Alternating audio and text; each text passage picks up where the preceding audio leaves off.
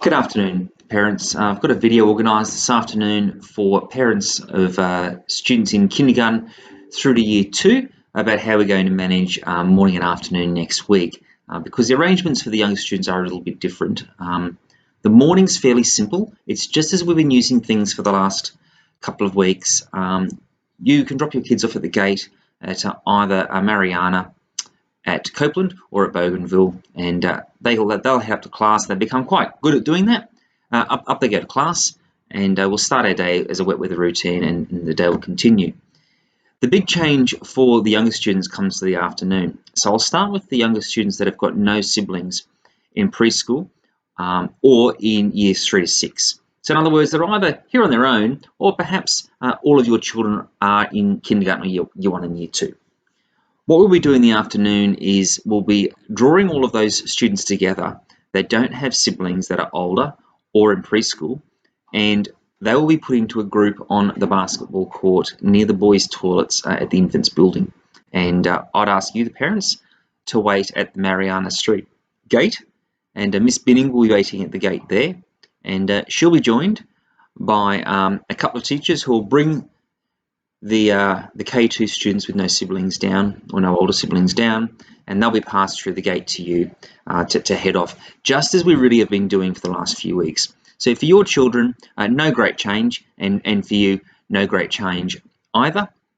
Obviously, if you have children in K2 who have got a preschool sibling, you will find them in the preschool courtyard. And if you look at my video on the preschool collection routines, that will make all that fairly apparent, which will be easy for you.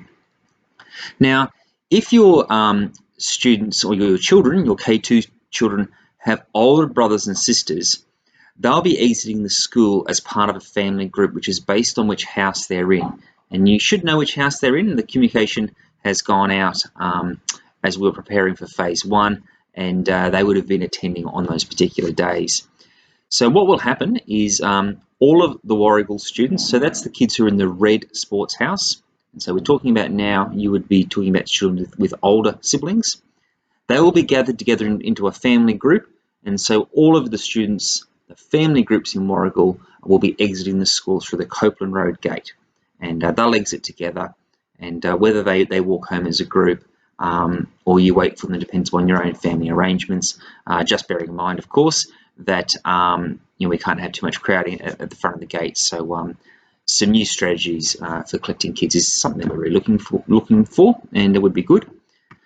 If your children are in the Buru house, in other words, they wear green at sports events, and just bear in mind, we will help to remind the kids where they are.